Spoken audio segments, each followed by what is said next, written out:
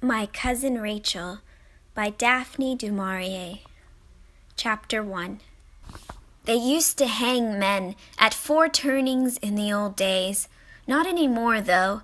Now, when a murderer pays the penalty for his crime, he does so up at Bodmin, after fair trial at the Assizes, that is, if the law convicts him, before his own conscience kills him. It is better so, like a surgical operation. And the body has decent burial, though nameless grave. When I was a child, it was otherwise. I can remember as a little lad seeing a fellow hung in chains where the 4 roads meet. His face and body were blackened with tar for preservation. He hung there for 5 weeks before they cut him down, and it was the 4th week that I saw him. He swung between earth and sky upon his gibbet, or, as my cousin Ambrose told me, betwixt heaven and hell.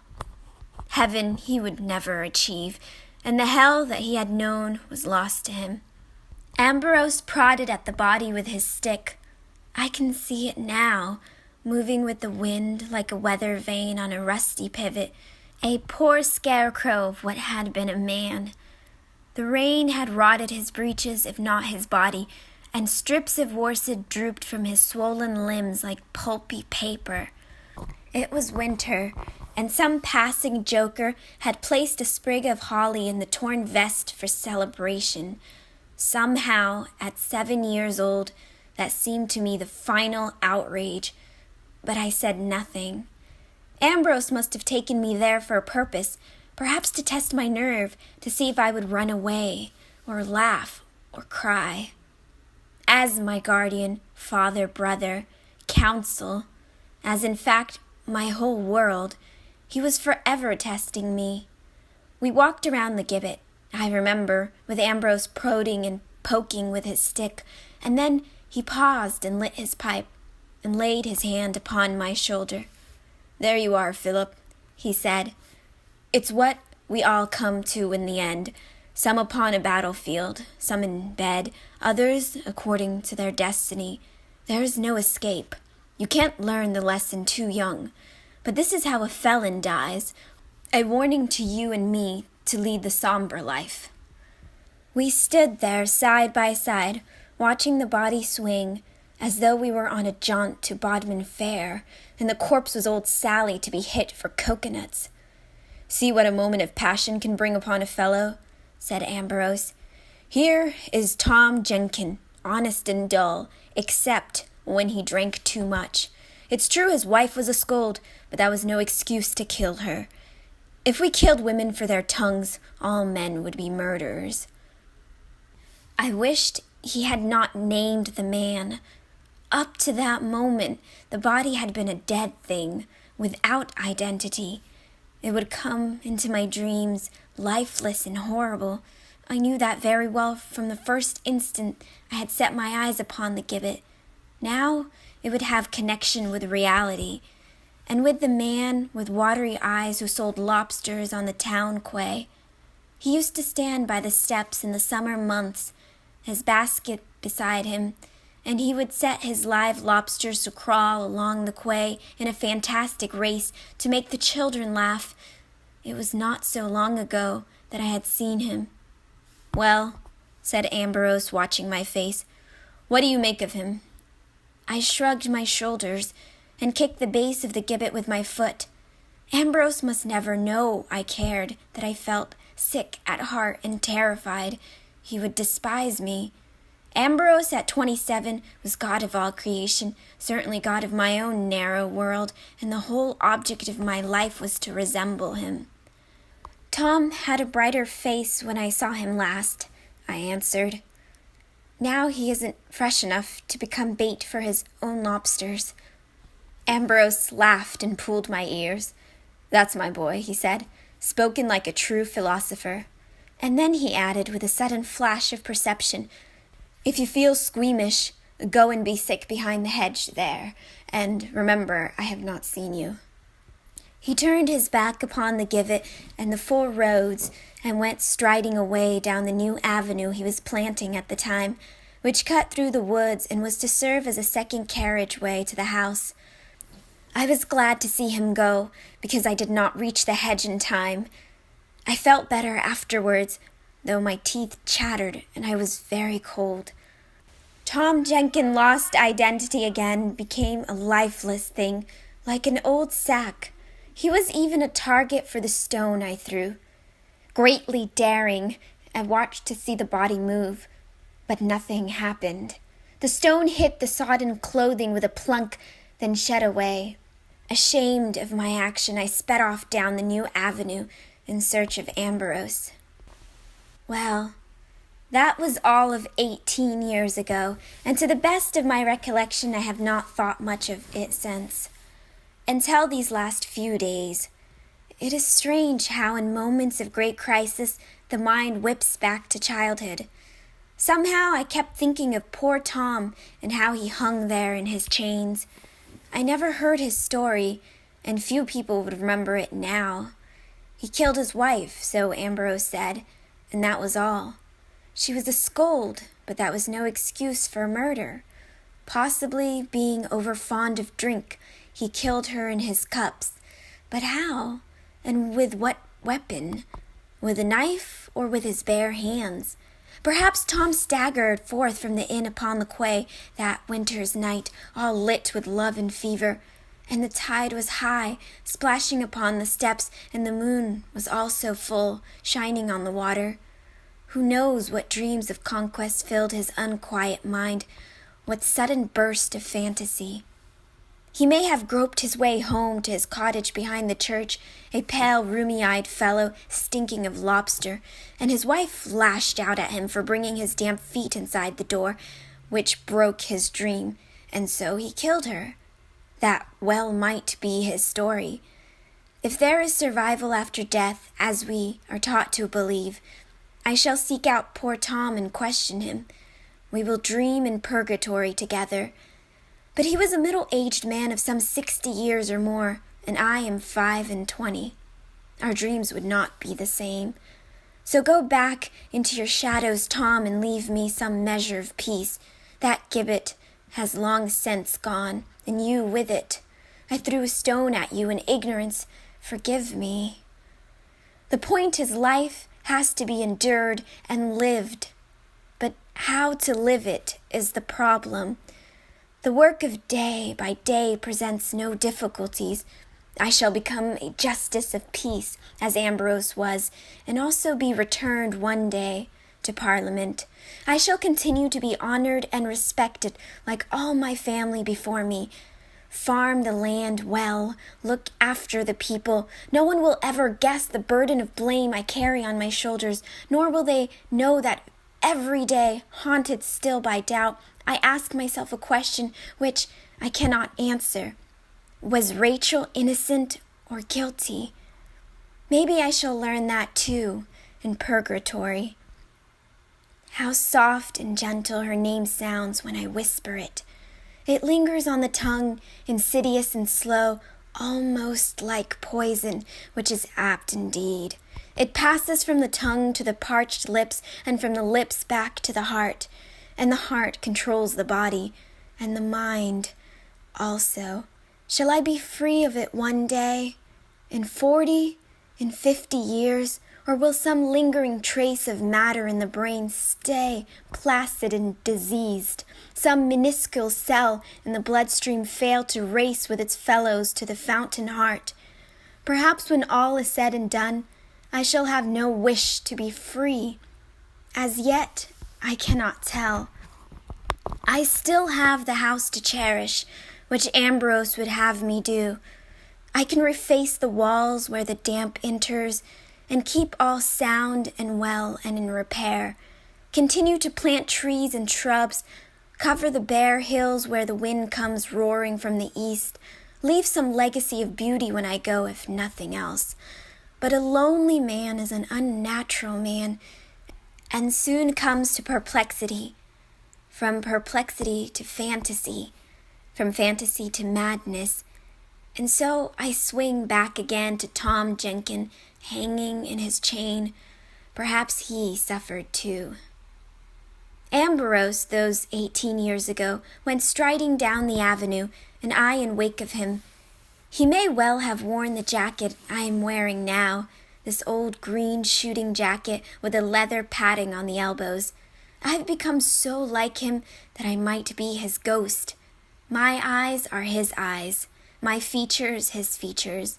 The man who whistled to his dogs and turned his back upon the four roads and the gibbet could be myself.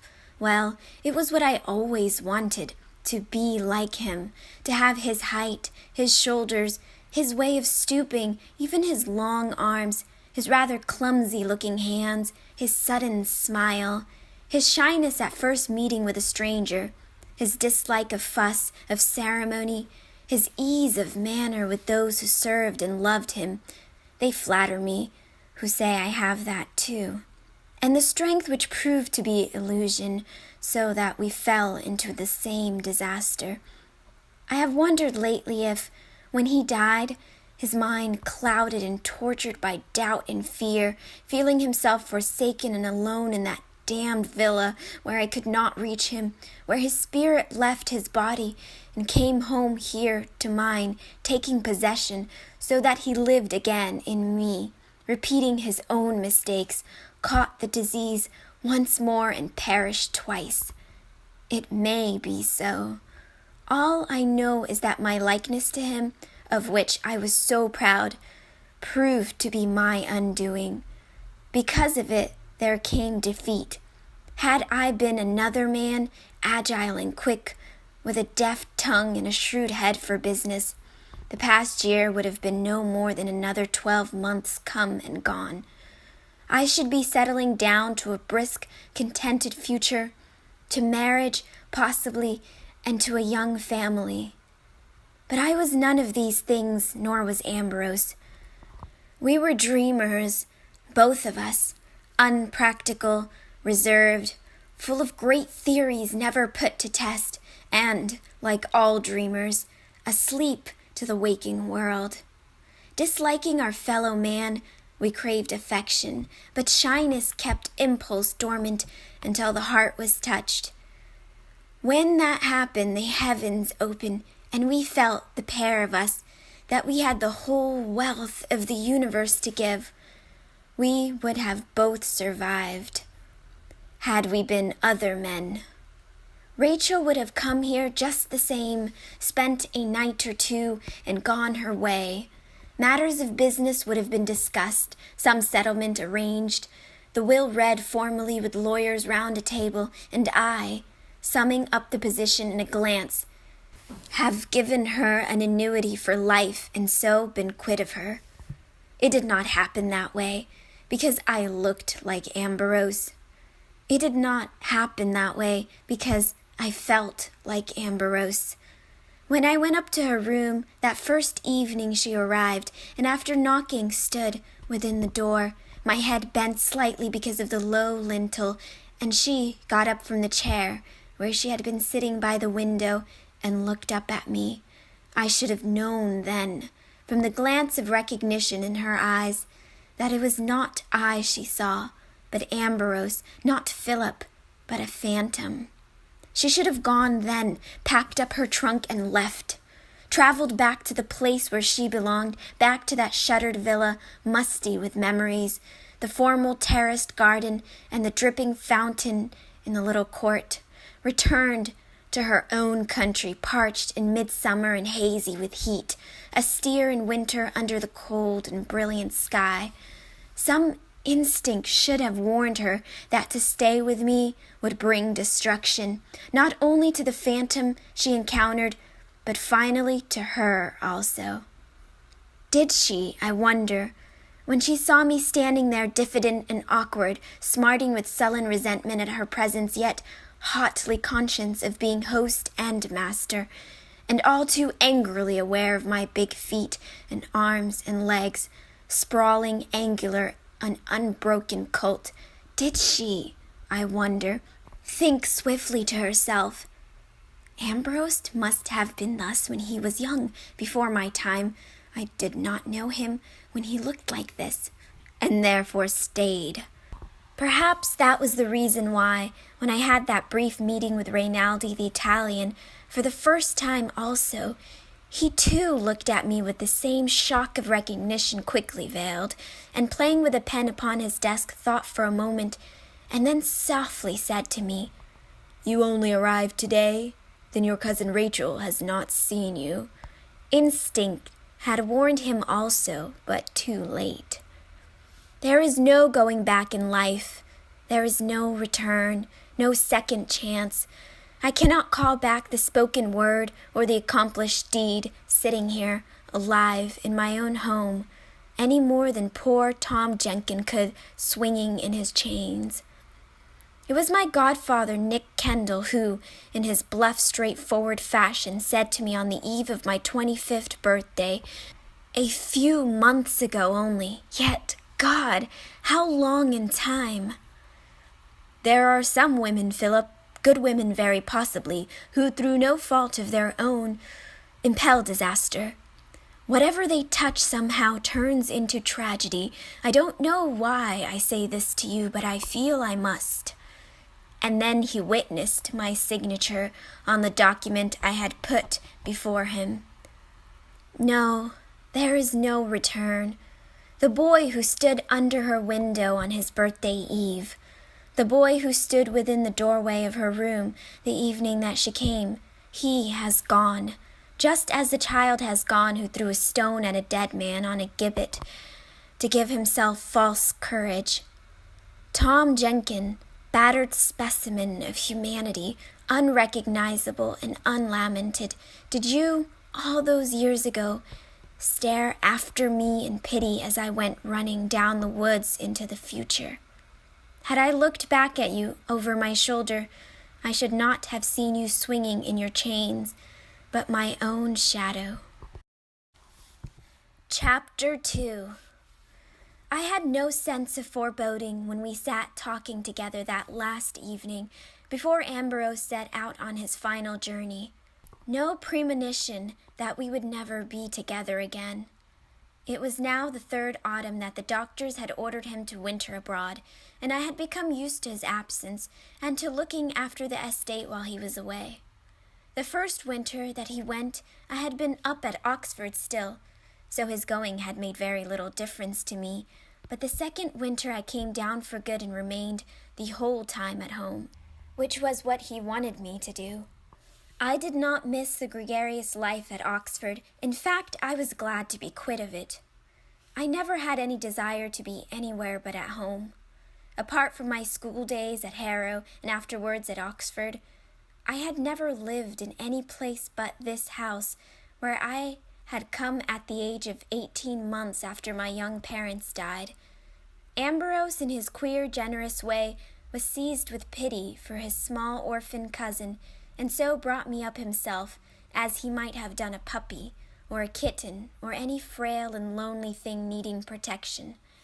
Ours was a strange sort of household from the first. He sent my nurse packing when I was 3 years old, because she smacked my bottom with a hairbrush. I don't remember the incident, but he told me later. "It made me so damnably angry," he said to me, "to see that woman belaboring your small person with her great coarse hands for some trifling misdemeanor that she was too unintelligent to comprehend. After that, I corrected you myself."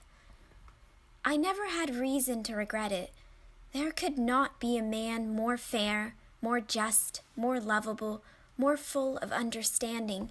He taught me my alphabet in the simplest possible way by using the initial letters of every swear word. 26 of them took some finding, but he achieved it somehow, and warned me at the same time not to use the words in company. Although invariably courteous, he was shy of women and mistrustful too, saying they made mischief in a household. Therefore, he would employ only manservants, and the tribe was controlled by old Seacombe, who had been my uncle's steward. Eccentric, perhaps, unorthodox. The West Country has always been known for its odd characters, but despite his idiosyncratic opinions on women and the upbringing of small boys, Ambrose was no crink. He was liked and respected by his neighbors and loved by his tenants. He shot and hunted in the winter before rheumatism got a grip on him. Fished in the summer from a small sailing boat he kept anchored in the estuary. Dined out and entertained when he had the mind to do so. Went twice to church on a Sunday, even though he did pull a face at me across the family pew when the sermon was too long, and endeavored to induce in me his passion for planting of rare shrubs. "It's a form of creation," he used to say. "Like anything else, some men go in for breeding. I prefer growing things from the soil. It takes less out of you, and the result is far more satisfying." It shocked my grandfather, Nick Kendall, and Hubert Pascoe, the vicar, and others of his friends who used to urge him to settle down to domestic bliss and rear a family instead of rhododendrons. "I've reared one cub," he would reply, pulling my ears, "and that has taken 20 years off my span of life, or put them on, whichever way I care to look at it. Philip is a ready-made heir, what's more, so there is no question of having to do my duty. He'll do it for me when the time comes. And now, sit back in your chairs and be comfortable, gentlemen. As there is no women in the house, we can put our boots on the table and spit on the carpet." Naturally, we did no such thing. Ambrose was nothing if not fastidious, but it delighted him to make these remarks before the new vicar, hen-pecked, poor fellow, with a great tribe of daughters, and round the dining-room table would go the port after Sunday dinner, with Ambrose winking at me from his end of the table. I can see him now, half hunched, half sprawling in his chair. I caught the habit from him, shaking with silent laughter when the vicar made his timid, ineffectual remonstrance, and then, fearing he might have hurt the man's feelings, intuitively changed the tone of the conversation, passing on to matters where the vicar would be at ease, and putting himself in the utmost trouble to make the little fellow feel at home. I came to appreciate his qualities the more I went to Harrow. The holidays passed all too swiftly, as I compared his manners and his company with the urchins who were my schoolmates, and the masters, stiff and sober, lacking to my mind all humanity. "Never mind," he used to say, patting my shoulder before I started off, white-faced, a trifle tearful, to catch the coach to London. "It's just a training process, like breaking in a horse. We have to face it once your school days are behind you, and they will be before you've even counted. I'll bring you home here for good, and train you myself." "Train me for what?" I asked. "Well, you're my heir, aren't you? That's a profession in itself."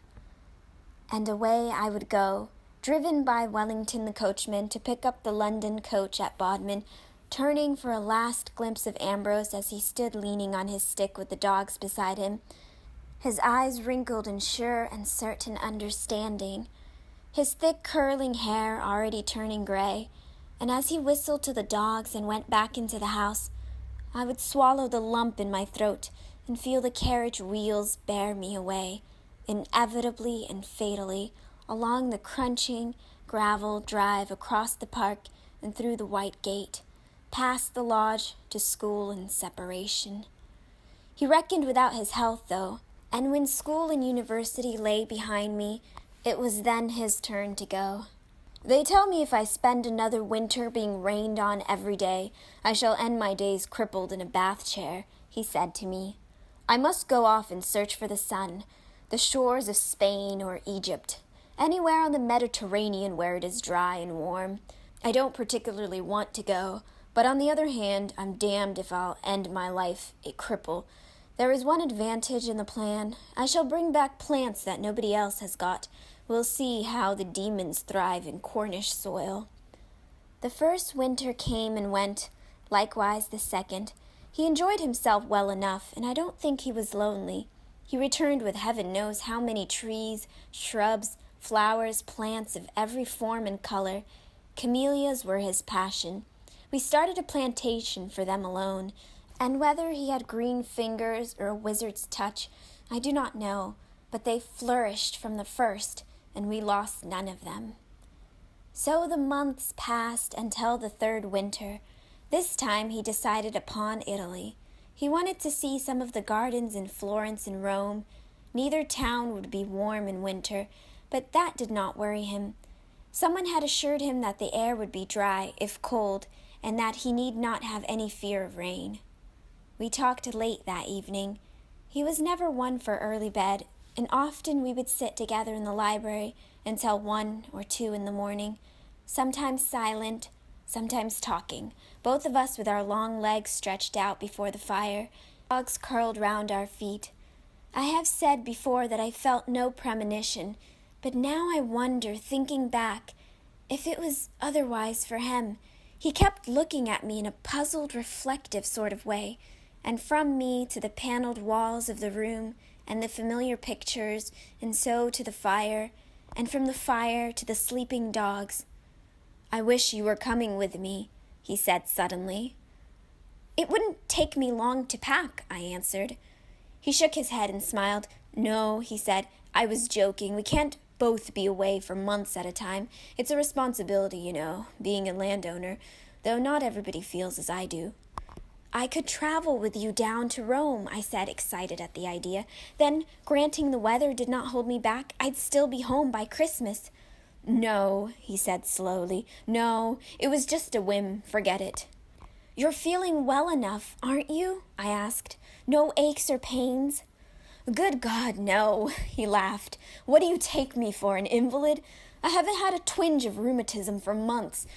The trouble is, Philip boy, I'm too much of a fool about my home.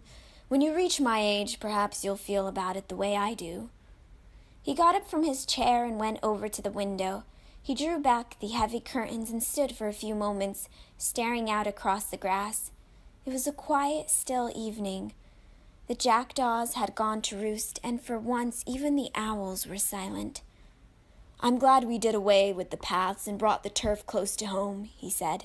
"It would look better still if the grass went sloping right to the end there, by the pony's padlock. One day you must cut away the undergrowth to give a view of the sea." "How do you mean?" I said. "I must do it. Why not you?"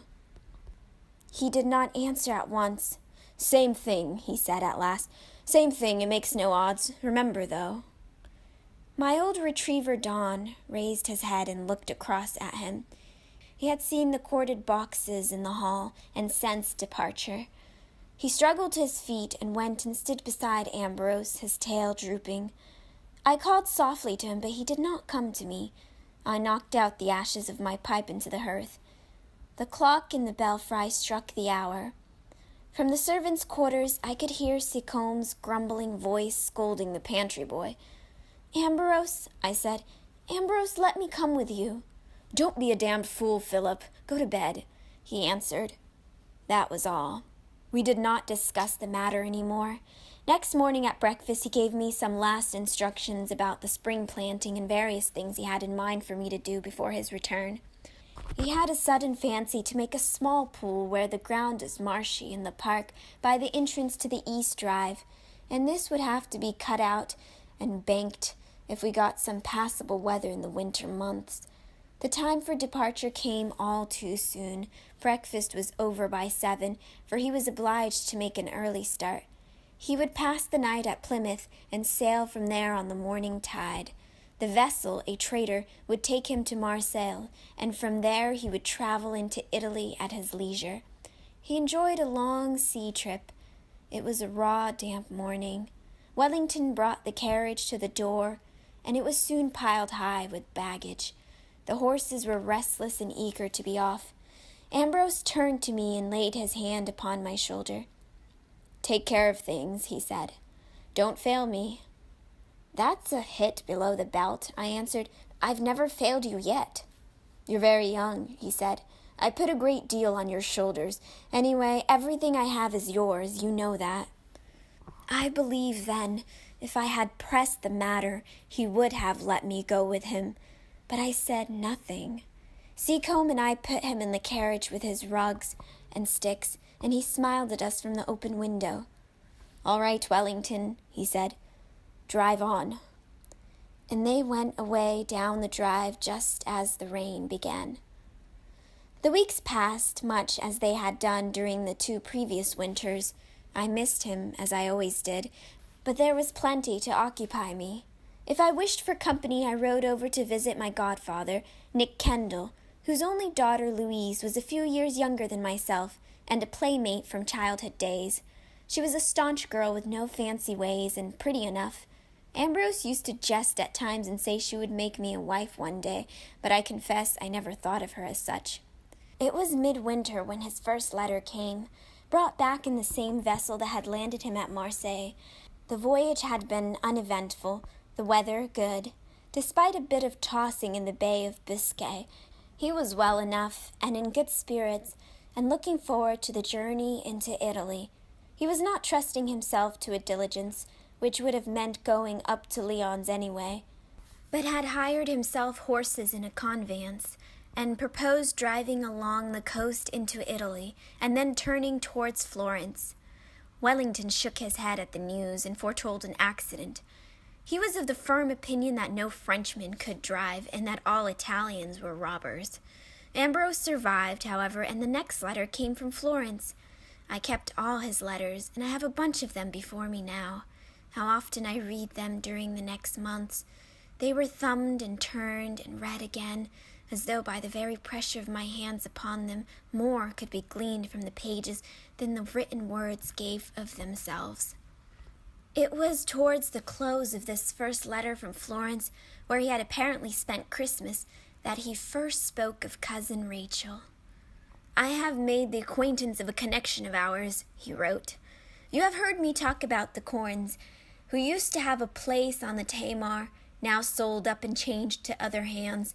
A Corn married an Ashley 2 generations ago, as you will find on the family tree. A descendant of that branch was born and brought up in Italy by an impecunious father and an Italian mother, and married off at an early age to an Italian nobleman called San Galiti, who departed this life by fighting a duel. It appears, when half seas over, leaving his wife with a load of debts and a great empty villa, no children, the Contessa San Galita, or so she insists on calling herself, my cousin Rachel, is a sensible woman, good company, and has taken it upon her shoulders to show me the gardens in Florence, and in Rome later, as we shall both be there at the same time." I was glad Ambrose had found a friend, and someone who could share his passion for gardens.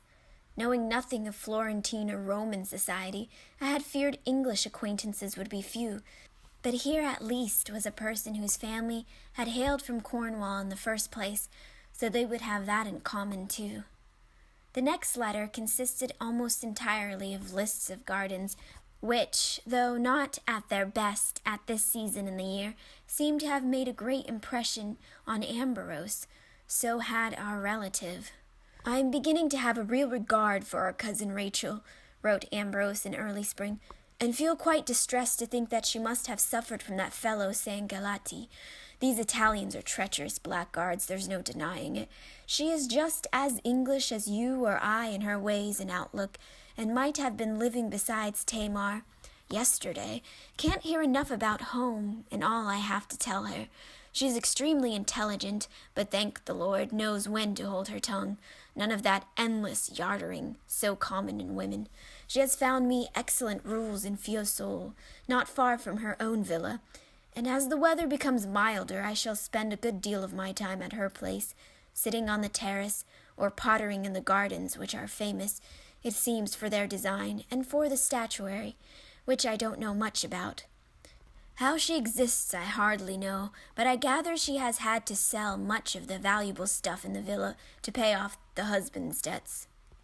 I asked my godfather, Nick Kendall, if he remembered the Corns. He did, and had not much opinion of them. "They were a feckless lot when I was a boy," he said. "Gambled away their money in estates, and now the house on Tamarside is nothing much more than tumbled-down farm. Fell into decay some 40 years ago. This woman's father must have been Alexander Corn. I believe he did disappear to the continent. He was second son of a second son. Don't know what happened to him, though. Does Ambrose give this Contessa's age?" "No," I said. "He only told me she had been married very young, but he did not say how long ago." "She must be very charming for Mr. Ashley to take notice of her," remarked Louise. "I have never heard him admire a woman yet." That's probably the secret, I said. She's plain and homey, and he doesn't feel forced to pay her compliments. I'm delighted. 1 or 2 more letters came, scrappy, without much news. He was just back from dining with our cousin Rachel, or on his way there to dinner. He said how few people there were in Florence among her friends who could really give her disinterested advice on her affairs. He flattered himself, he said, that he could do this. And she was very grateful. In spite of her many interests, she seemed strangely lonely. She could never have had anything in common with Sangalita, and confessed she had been hungry all her life for English friends.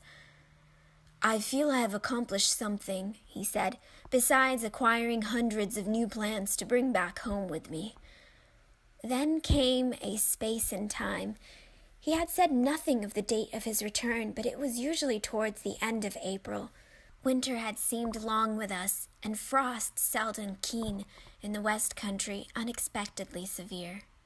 Some of his young camellias had been affected by it, and I hoped he would not return too soon and find hard winds and driving rains with us still.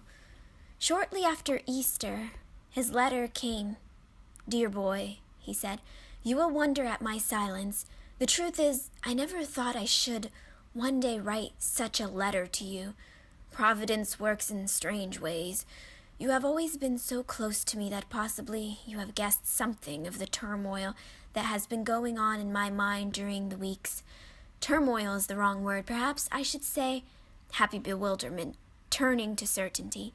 I have made no quick decision. As you know, I am too much a man of habit to change my way of living for a whim, but I knew some weeks back that no other course was possible. I have found something I had never found before, and did not think existed.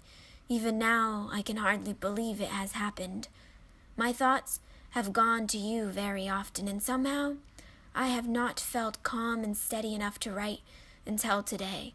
You must know that your cousin Rachel and I were married a fortnight ago. We are now together in Naples on our honeymoon, and intend returning to Florence shortly. Further than that I cannot say. We have made no plans, and neither of us have any wish at the present time to live beyond the moment. One day, Philip, not too far distant, I hope, you will know her. I could write much of personal description that would weary you, and of her goodness, too, her real and loving tenderness. These things you will see for yourself. Why she has chosen me of all men, a crusty, cynical woman-hater if ever there was one, I cannot say. She teases me about it, and I admit defeat. To be defeated by someone like herself, in a sense, a victory. I might call myself victor, not vanquished, if it were not so damnably conceited a statement. Break the news to everyone. Give them all my blessings, and hers too, and remember, my dearest boy and pup, that this marriage late in life cannot belittle one jot my deep affection for you. Rather, it will increase it. And now that I think of myself as the happiest man, I shall endeavor to do more for you than ever before, and will have her to help me. Write soon, and if you can bring yourself to do so, add a word of welcome to your cousin Rachel. Always your devoted Ambrose. The letter came about 5:30, just after I had dined. Luckily, I was alone. Seacombe had brought in the post-bag and left it with me. I put the letter in my pocket and walked out across the fields down to the sea. Seacombe's nephew, who had the mill cottage on the beach, said goodbye to me. He had his nets spread on the stone wall, drying in the last of the sun. I barely answered him, and he must have thought me curt. I climbed over the rocks to a narrow ledge, jutting into the little bay, where I used to swim in summer. Ambrose would anchor some 50 yards out in his boat, and I would swim to him. I sat down, and taking the letter from my pocket, read it again. If I could have felt one spark of sympathy, of gladness, one single ray of warmth towards those two who were sharing happiness together down in Naples, it would have eased my conscience. Ashamed of myself, bitterly angry at my selfishness, I could raise no feeling in my heart at all. I sat there, numb with misery, staring at the flat, calm sea. I had just turned 23, and yet I felt as lonely and as lost as I had done years before, sitting on a beach in fourth form at Harrow, with no one to befriend me, and nothing before me, only a new world of strange experience that I did not want,